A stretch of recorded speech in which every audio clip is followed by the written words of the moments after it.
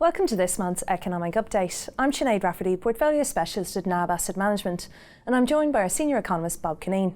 Welcome, Bob. Thanks, Sinead. Bob, it was a solid performance out of global share markets in April, particularly out of Europe, China and the US, all up over 3%. What was the reason behind that? Yes, it was an extraordinary run. So Wall Street made record highs. Standard & Poor's index was up 4% for April. A couple of factors in play that were positive. Markets are taking the view that there will be a resolution of the US-China trade dispute. And we're seeing in recent days that there's a big question mark about that, with President Trump talking about raising tariffs. So April looks like a thing of the past at the moment. The other positive factor was some pretty solid American economic data. So jobs growth is very strong, unemployment rate below 4%. But inflation pressures are quite mild, which indicates that the Federal Reserve, the American Central Bank, will keep interest rates on hold. We also saw some very promising data out of China. So China, stable Q1 GDP growth, industrial production and retail sales have all improved. Chinese Central Bank providing stimulus. These are all encouraging signs which the market in April took as a big positive. What about in Australia? We saw some positive growth in terms of the Australian share market, particularly out of consumer staples and out of the IT sector, which performed especially well.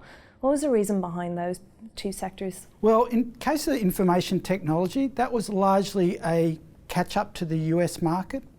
In the case of the consumer staples sector in particular in Australia, plus 7% gain, and that largely reflected the view that the federal budget announcement of tax cuts for lower to middle income earners would be very supportive of retail spending. So what you saw is Coles share price was up about 6%, Woolworths up about 4.5% in April, so they've taken that as a key positive.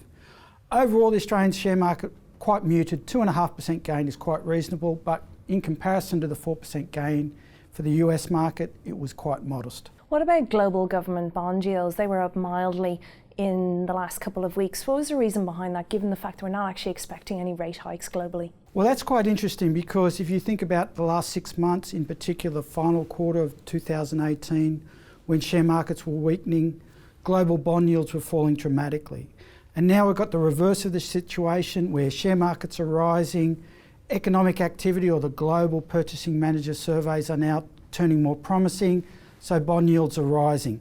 Although in terms of central banks, if we look at America or Europe or Japan, they are likely to keep interest rates on hold. So no change there, but bond yields are reacting to the positive share market plus the more positive economic data. What about the Australian dollar, Bob? It's fallen back in recent weeks, now below 70 cents against the US dollar. What's the reason behind that?